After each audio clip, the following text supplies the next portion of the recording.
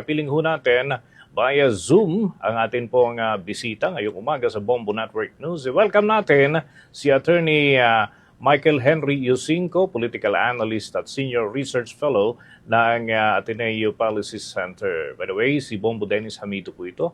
And together with me, si Bombo Jaira Hangayo. Welcome to the program, Attorney.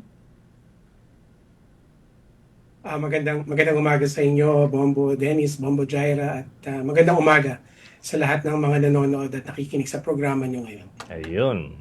At kami ho, unang-una, nais naming maitanong, yung general observation po ninyo dito sa itinatakbo ng impeachment trial, 3 araw na ho yung nagugol para dito sa pag-usad ng paglilitis sa kasong kinakarap ni Vice President Sara Duterte. Ano po ang inyong obserbasyon?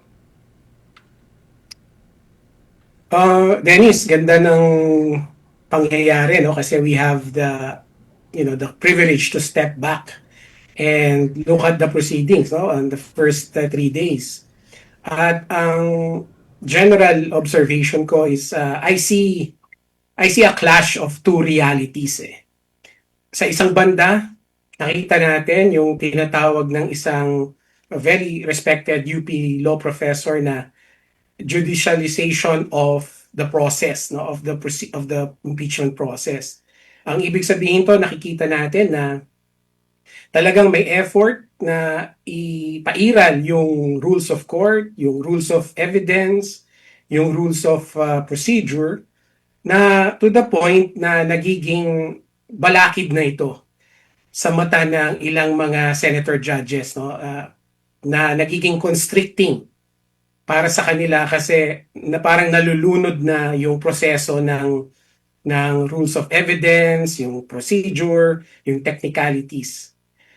And on the other hand, ang tumutanggali naman dito is yung political theater na nakikita rin natin, no? Kasi may mga TV cameras, Bombo Dennis, Bombo Jaira, alam niyo yan, may mga TV cameras na nakatutok sa mga participants. Ang nangyayari tuloy, mas nabibigyan ng pansin yung mga theatrics ng mga abogado, ng mga senator judges. Ang nagiging motibasyon ay yung pagkakataon na maging viral sa social media. And also, ang nangyayari, nababaon yung pakay natin na malaman yung katotohanan sa mga theatrics, no, sa mga pagpapalabas. So, yun yung general observation ko, at ang lugi sa bandang huli ay mga tao rin, no? Kasi right now, lahat tayo or karamihan sa atin hindi talaga nakaka-appreciate ng mabuti dun sa mga nangyari in the past 3 days dahil nga nakakalito at puro drama, at hindi na natin ngayon mawari nasa na nga ba tayo dito sa prosesong to. Actually, Attorney, kami man dito sa Bombo Radio Philippines, ay talagang may mga camera din po kami nakatutok, since pre-trial na process, sapagkat we believe na importanteng maging aware yung publiko, and then sila na yung bahala na mag-assess. Kaya kami dito sa Bombo Radio Philippines, kung ilang oras yan na sasayang papawid, ganun din namin ihahatid yung mga kaganapan para na rin sa kapakinabangan ng ating mga kabombo at mga ka-Star Nation. Ito punto, Attorney, please. May claims yung both side, nakuha nila yung punto sa unang linggo ng trial. In fact, sabi nga ni Attorney Powa, 10 out of 10 yung kanyang nabanggit kanina. And of course, yung panig ng prosekusyon ay ganun din. Ano po ang take ninyo doon sa ganitong mga pronouncement, Attorney? Alam mo, Bombo Dennis, napakaganda ng punto mo, no? Kasi unang-una, hindi talaga natin maiiwasan na magkaroon ng mga camera kasi kailangan talaga natin mapanood, no, bilang mga members of the public. And this is very crucial, Dennis, nakalagay sa rules of procedure ng ng rules of impeachment, no, ng Senado, the proceedings must be open to the public. No? So nakalagay yan sa rules nila mismo. So TV cameras are necessary. Nakalagay din sa rules, Dennis, Jaira, nakalagay din sa rules ay yung mga abogado, yung mga senator judges must refrain from making any comments regarding the proceedings. That is very clear in the rules that they must refrain from making any comments on the merits of the proceedings. So yung mga nangyayari ngayon na bawat partido, including the impeachment court, ay may kanya-kanyang mga spokesperson at may kanya-kanyang mga blow-by-blow commentary, yan ay hindi sang-ayon sa rules. No?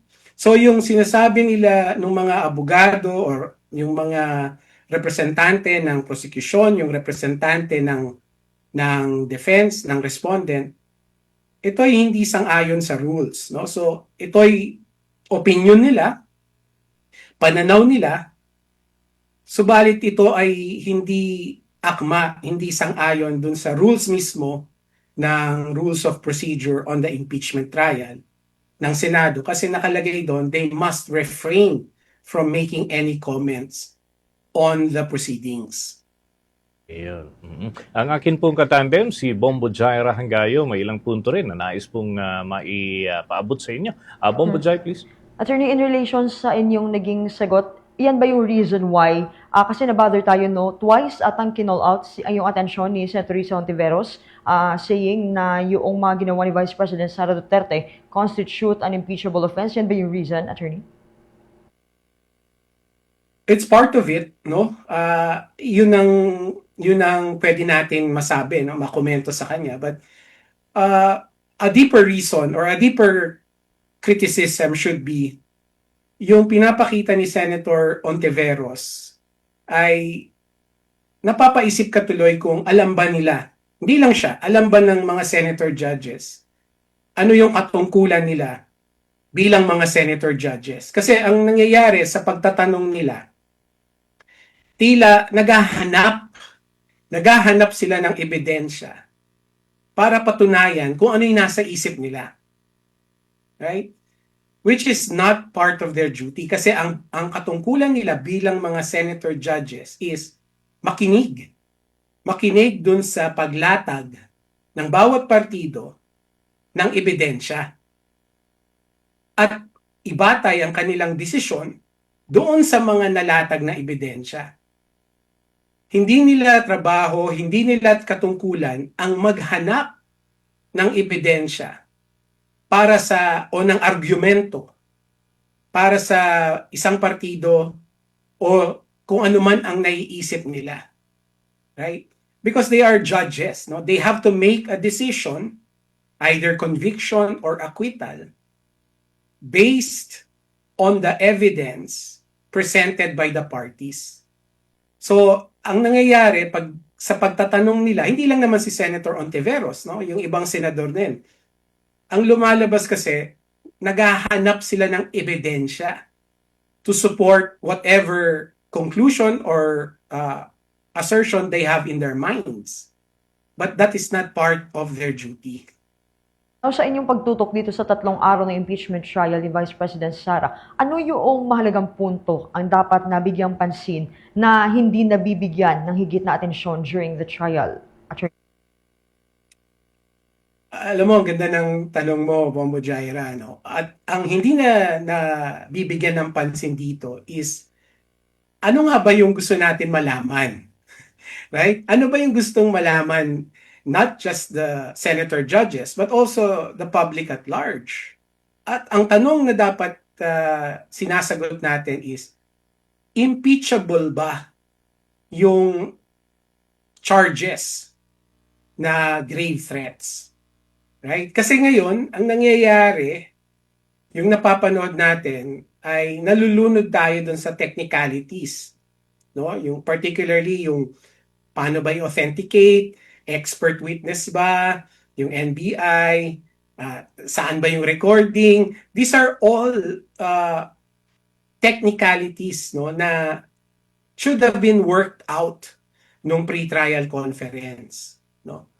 So right now, ang isip dapat natin bilang mga nanonood and also yung mga senator judges is, ito bang ebidensya na nalatag?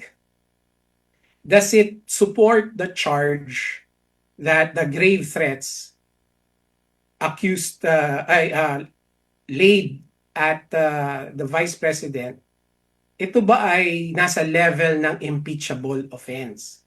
No?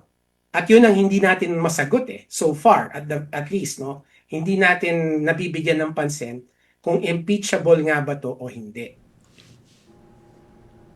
Okay, Bobo Dennis? Okay, with that, maraming salamat po, Attorney. At siguro sa mga susunod na araw, mausisa din namin kayo sa iba pang mga mas masasalimot pa na mga usapin tungkol po dito sa impeachment trial as it progress. Ano po, Attorney. Thank you so much. Maraming salamat din. Mga kabombo, mga Kastar Nation, na pakinggan at napanood po natin ang ating pag-usap dito kay Attorney Michael Henry Yosinco, isang political analyst at senior research fellow ng Ateneo Policy Center via Zoom. Atin pong nakausap siya ngayong umagang ito dito sa Bombo Network News.